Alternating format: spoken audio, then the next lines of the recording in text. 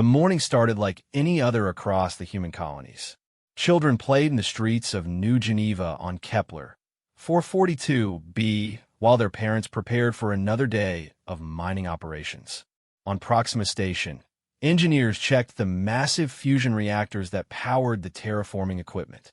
Families shared breakfast in the biodomes of Wolf 359, watching the alien sunrise paint the sky in shades of purple and gold.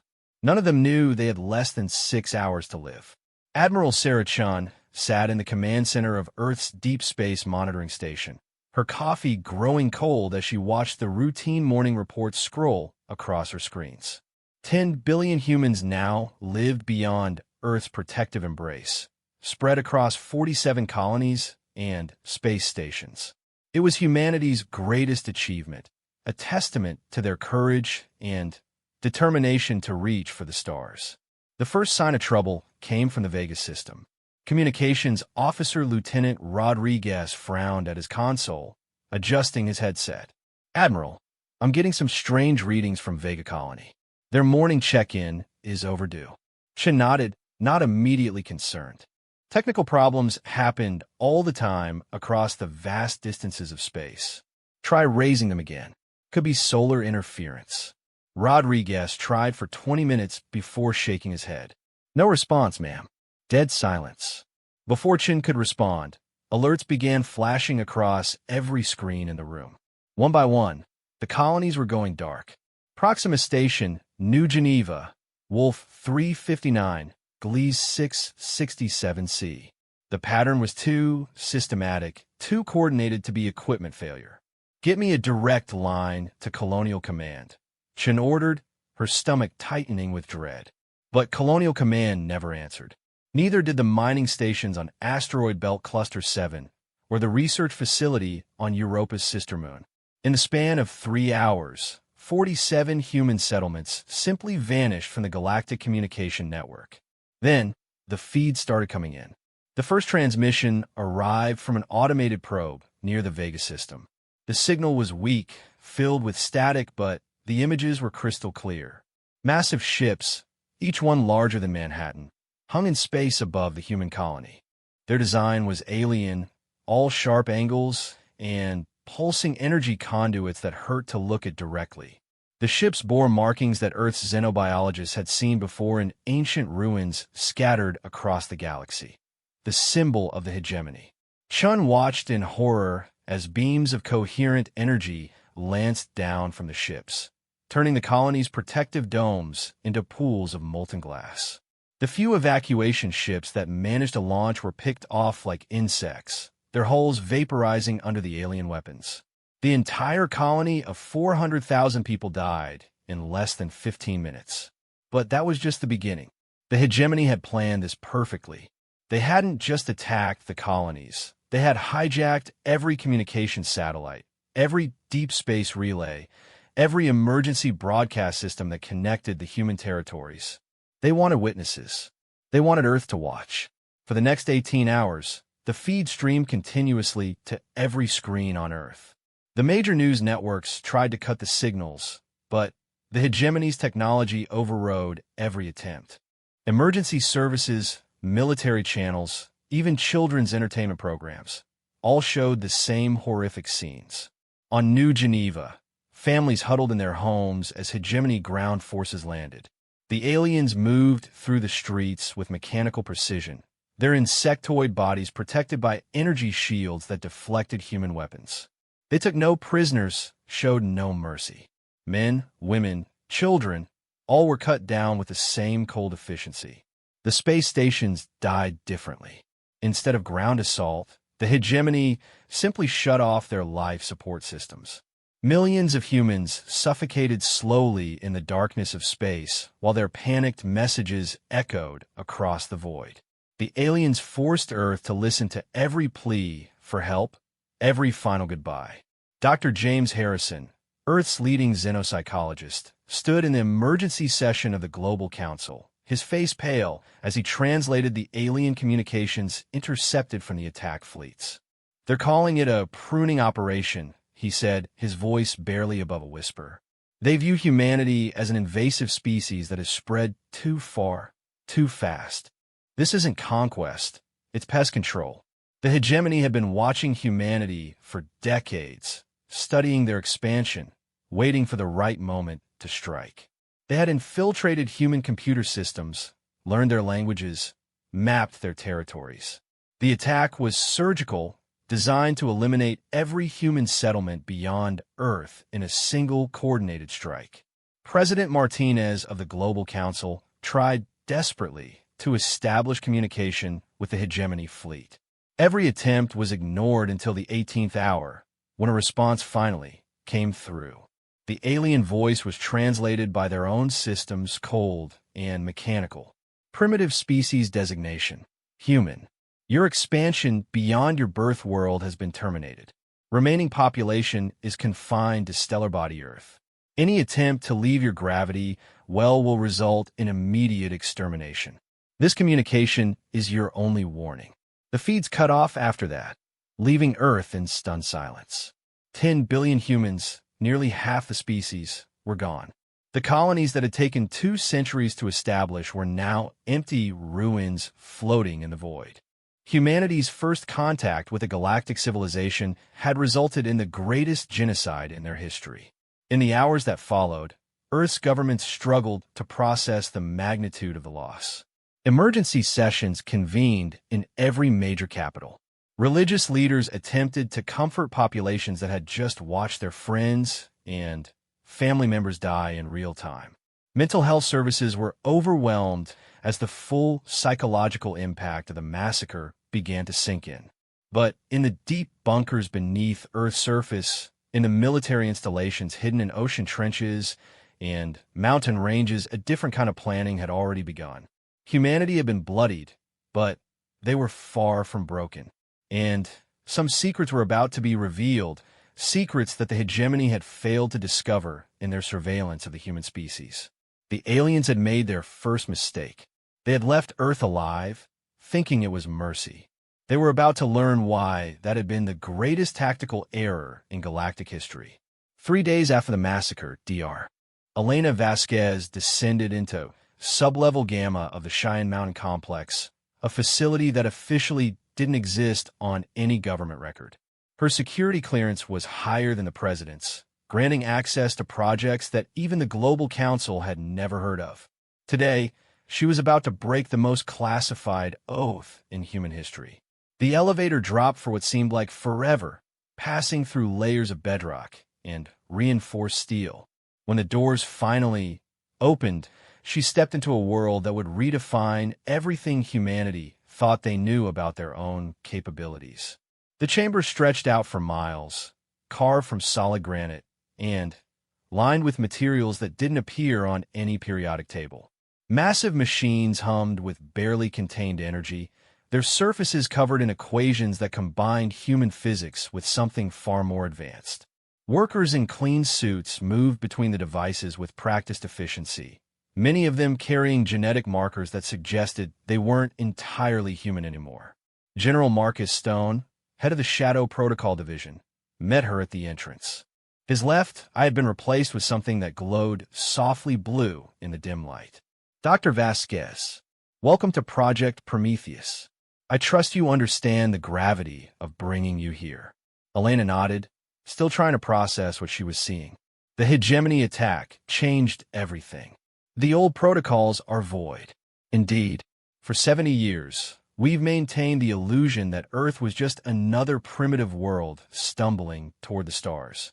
The colonies were our cover story, making it look like we were struggling with basic interstellar travel while we developed something far more sophisticated down here.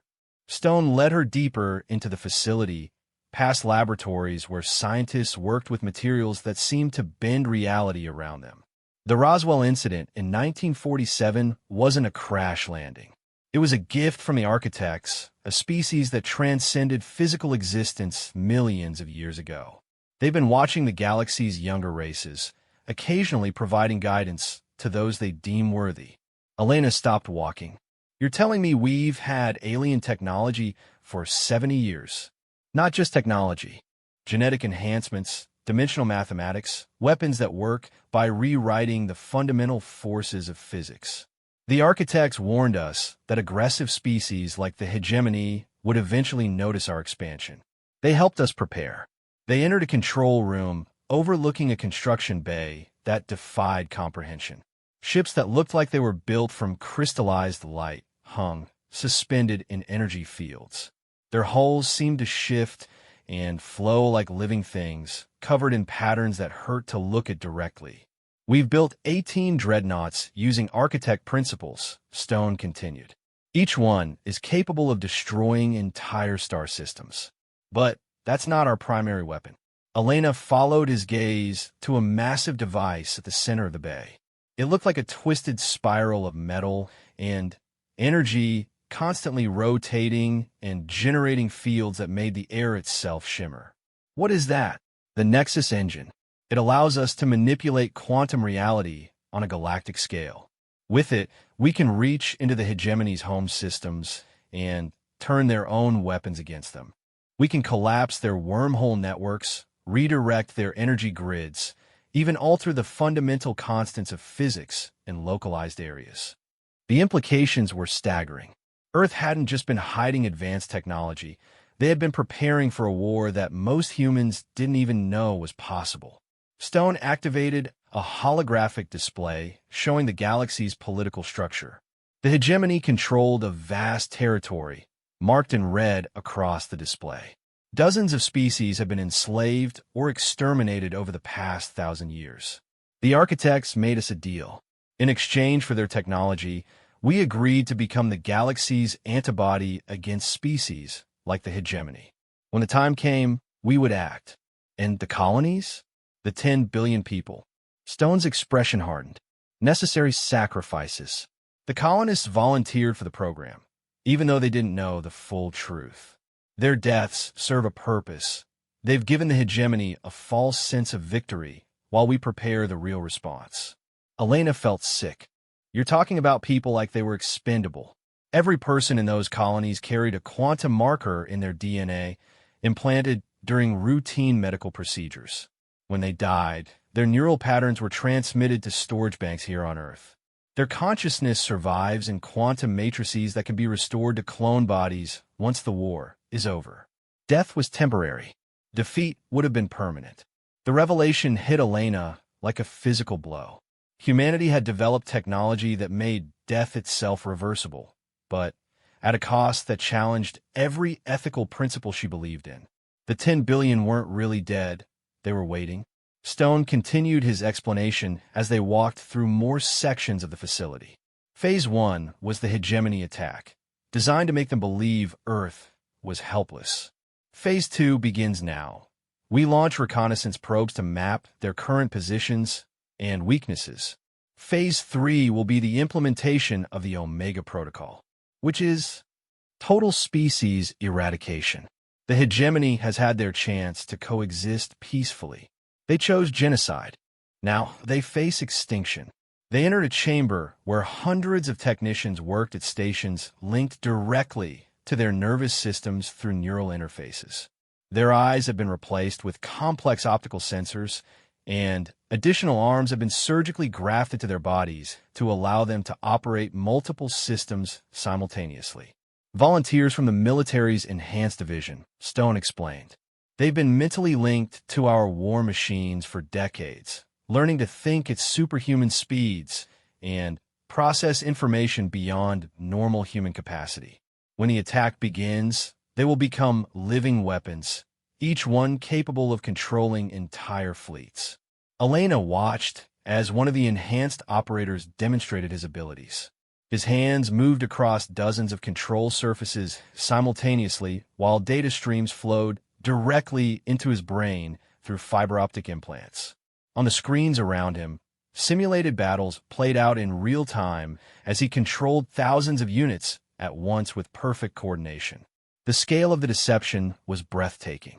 While the surface world mourned their dead and trembled in fear of the hegemony, beneath the Earth's crust, humanity had been transforming itself into something that even the architects hadn't fully anticipated.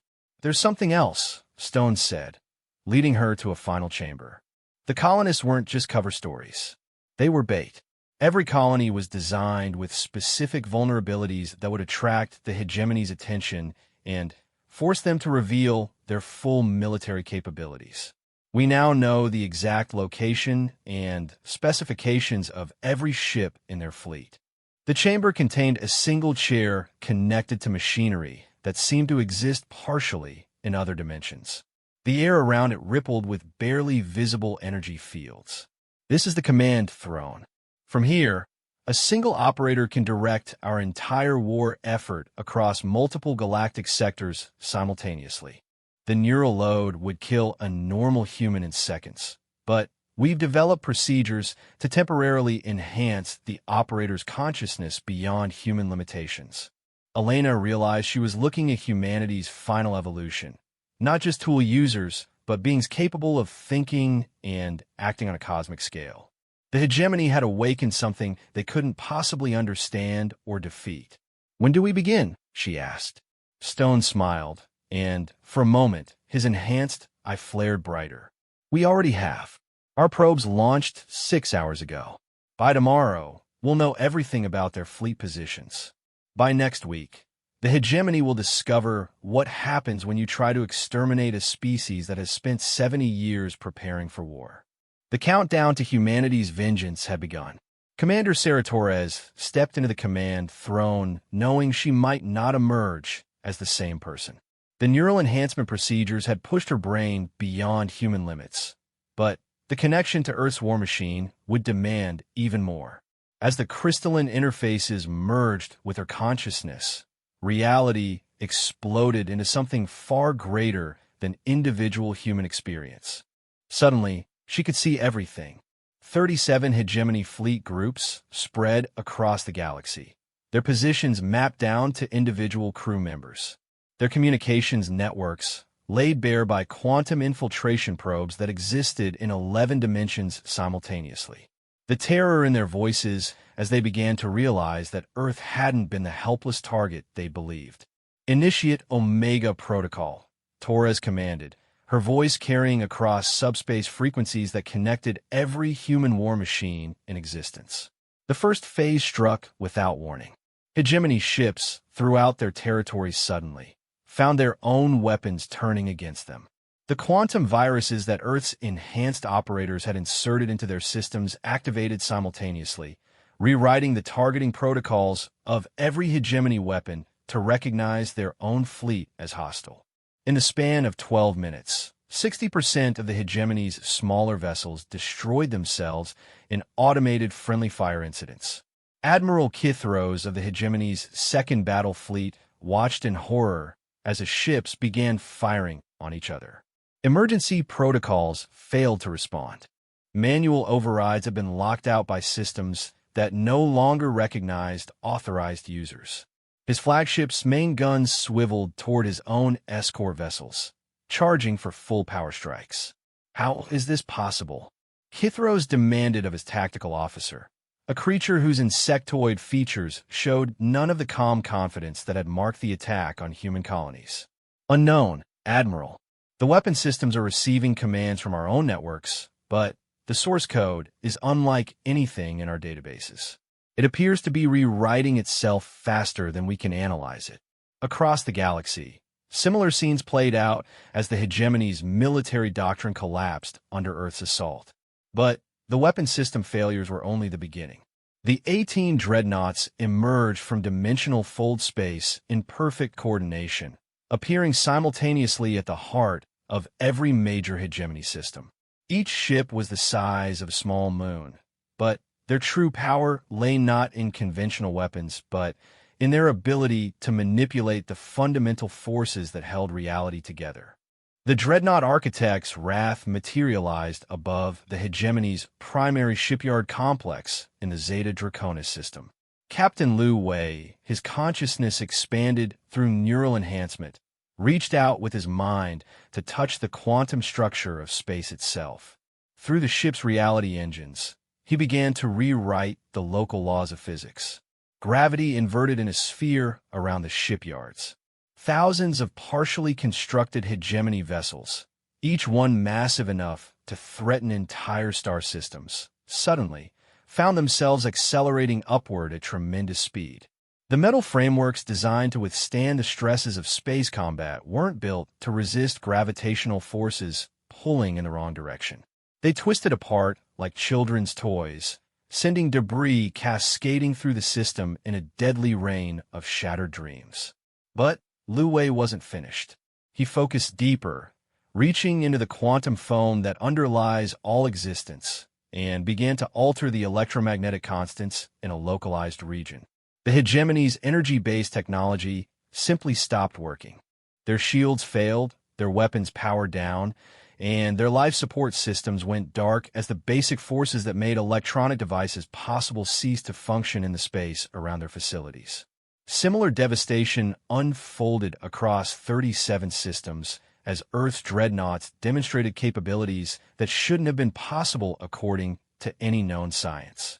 Space stations designed to last for millennia collapsed as the strong nuclear force was temporarily weakened, causing their atomic structure to lose coherence. Entire planets found their orbits destabilized as gravitational constants shifted, sending billions of hegemony citizens fleeing in panic. The hegemony's high command attempted to coordinate a response from their fortress world of Dominion Prime, a planet-sized military installation that had served as the center of their empire for 1,000 years. Supreme Overlord Vexus, leader of the species that had conquered half the galaxy, watched his empire crumble in real time through quantum communication networks that were somehow being monitored by the humans. Summon every available fleet, Vexus commanded. We retreat to the core systems and establish a defensive perimeter. These humans cannot maintain this assault indefinitely. But Earth's strategy had accounted for that response. Hidden among the quantum viruses infiltrating hegemony systems were programs designed specifically to monitor their command communications. Every order Vexus gave was intercepted, analyzed, and countered before it could be implemented. Torres, still connected to the command throne, felt the flow of battle like a musician conducting a symphony of destruction. Through her enhanced consciousness, she directed individual human operators who controlled squadrons of reality-warping ships. Each operator's mind had been expanded to think in ways that normal humans couldn't survive, allowing them to coordinate attacks across multiple star systems simultaneously. Target their retreat routes, Torres commanded. Activate the Nexus engine. The massive device in Earth's hidden facility spun faster, generating energy fields that reached across galactic distances. At Torres's direction, it began to collapse the wormhole network that connected hegemony space. The artificial passages through higher dimensions that had allowed the aliens to build their empires suddenly imploded, stranding their fleets in isolated star systems with no way to support each other. Vexus watched in disbelief as his strategic mobility disappeared. The wormhole gates that his species had spent centuries constructing were simply gone, leaving his empire fractured into disconnected fragments.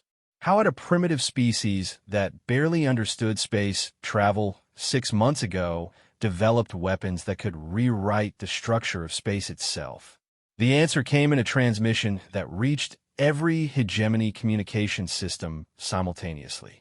Torres's voice, enhanced by quantum amplifiers, spoke directly to the leaders of the species that had casually murdered 10 billion humans. People of the hegemony, you made a critical error in your intelligence assessment of Earth. You observed our colonies and assumed you were seeing our full capabilities. Those settlements were diversions, designed to make you underestimate us while we prepared for war. Images accompanied her words, broadcast through every screen in hegemony space. The underground facilities, the enhanced humans, the dreadnoughts capable of rewriting reality. Most shocking of all were the quantum storage chambers where the consciousness of the 10 billion dead colonists waited for restoration to new bodies. Your species chose genocide as a solution to human expansion. We offered no threat to your empire, sought no conflict with your people. But you decided that death was the appropriate response to our presence in the galaxy. Across hegemony space, Military commanders who had participated in the massacre watched in growing horror as Earth demonstrated technological capabilities that seemed almost godlike in scope. Now you will learn what death truly means. Your fleets are disabled, your wormhole network is collapsed, and your worlds are isolated. You have 48 hours to surrender unconditionally. Any delay will result in the systematic destruction of every hegemony world, starting with your homeworld. Vexus tried to rally his remaining forces, but the scope of Earth's technological advantage was becoming clear. Human ships didn't just outgun hegemony vessels. They operated according to different physical laws entirely. When hegemony fleets tried to engage the dreadnoughts in conventional combat, they found their weapons passing harmlessly through targets that could selectively alter their interaction with normal matter. The final blow came when Earth demonstrated the true range of their capabilities.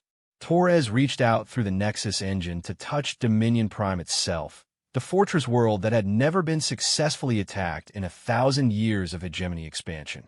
She didn't need to invade it or bombard it from space. Instead, she simply increased the planet's mass by a factor of 10. The gravitational surge was instantaneous and catastrophic. Every structure on the planet's surface collapsed under forces they were never designed to resist. The planet's crust buckled and shifted as the increased gravity pulled everything toward the center with irresistible force.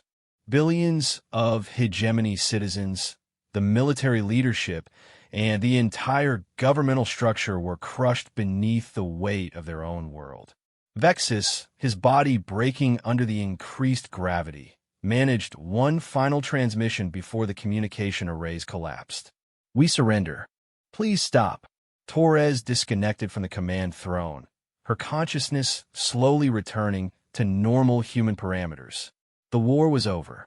In less than 72 hours, Earth had destroyed an empire that had terrorized the galaxy for centuries. The restoration of the 10 billion began immediately.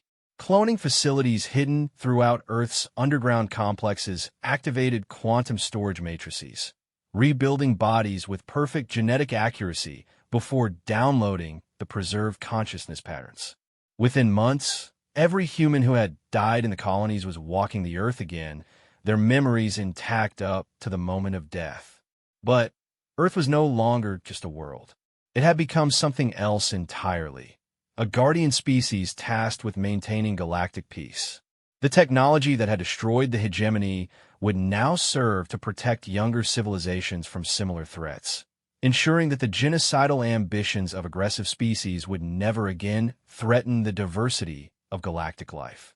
Humanity had earned its place among the stars through blood and fire, proving that sometimes the greatest mercy comes disguised as the most terrible vengeance.